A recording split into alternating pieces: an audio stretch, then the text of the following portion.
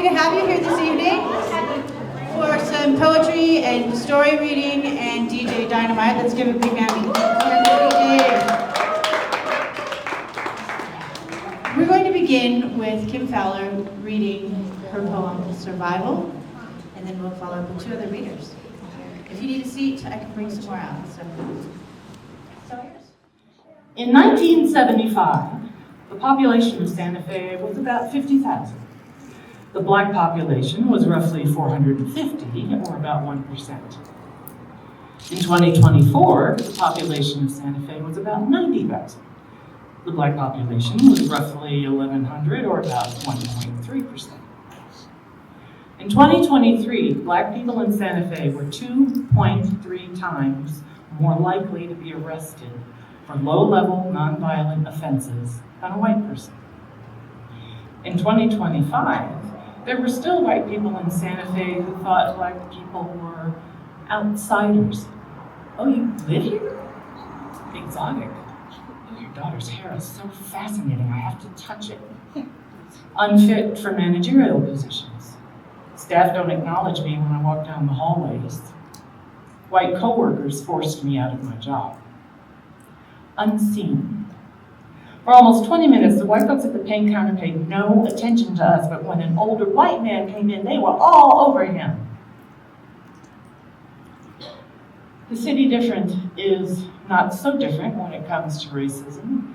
We bear witness together, separate, unequal, equal. This exquisite land calling to some of us ancestrally, this land that speaks to our hearts, of our dreams, this land that holds a beautiful diversity born of water and fire, that challenges, quiets, sings, roars, heals.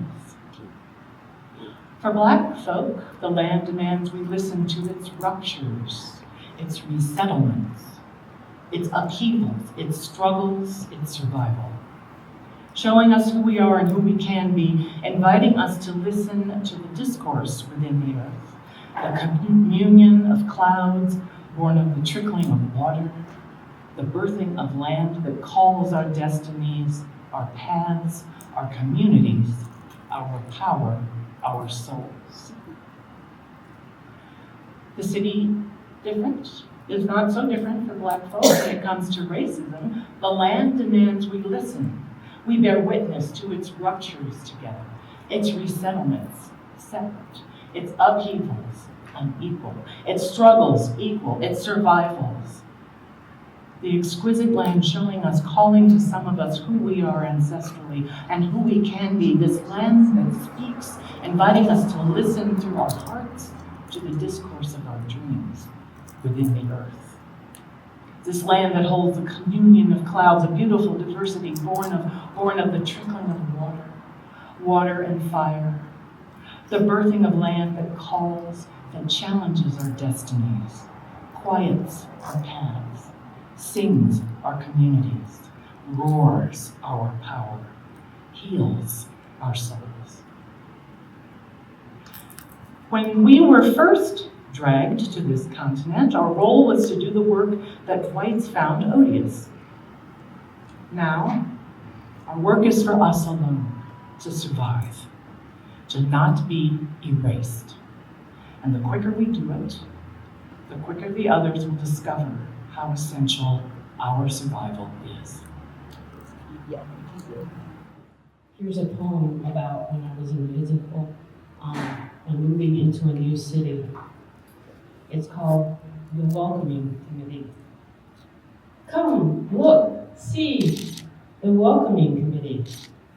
I am moving into a new city in slow motion, one box at a time. Are there 20 or 30 boxes? I don't know, I lost count. Come, look, see, the Welcoming Committee. An elderly couple sat somber on a concrete bench outside my new apartment building. The two of them failed to greet me or welcome me to my new home. Instead, they stared right through me as if I was not there. The three maintenance men moved the larger furniture items out of my truck and into my apartment in what seemed like milliseconds. My mom sat down on the futon that the maintenance men had placed front and center in the living room. Mom was sitting and staring out the curtainless living room window. At some point between boxes and flights of stairs, Mom gestured me to come, look. What could it possibly be? Come, look, see, the welcoming committee. Something outside the living room window had caught Mom's eye. I abruptly dropped the umpteenth box to take a peek out the window Mom was peeking through.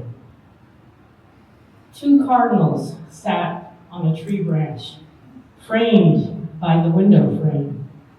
Come, look, see, the welcoming committee. A couple of cardinals, dusty pink female and laser red male. The cardinals weren't chirping, nor cleaning their wings with their beaks. Come, look, see, the welcoming committee.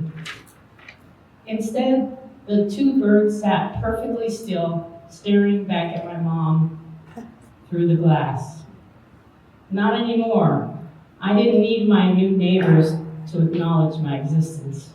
Come, look, see, the welcoming committee.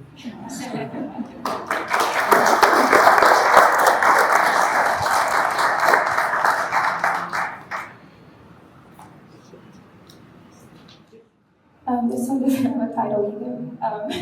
I finished it this morning, but okay.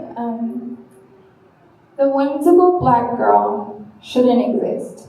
With her tight C curls and her copper-colored skin, she shouldn't smile, at least. Not too little, not too much.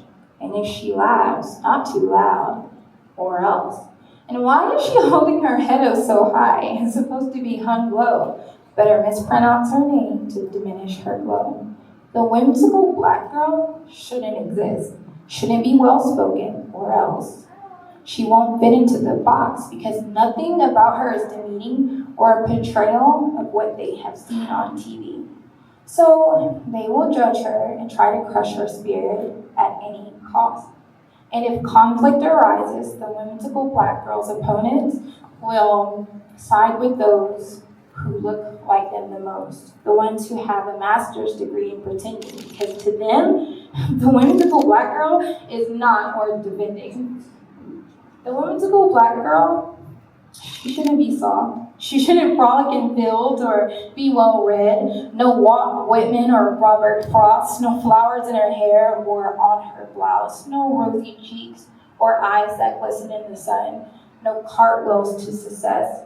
Just exhaustion and loss. She's supposed to be destitute and a victim, not hopeful and uplifted.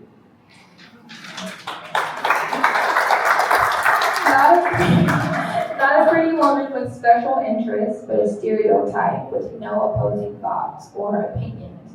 And so it goes, the whimsical black girl chooses to exist, and she uses her joy as an act of resistance while reading poetry like The Road Not Taken, because she knows the world will find it offensive.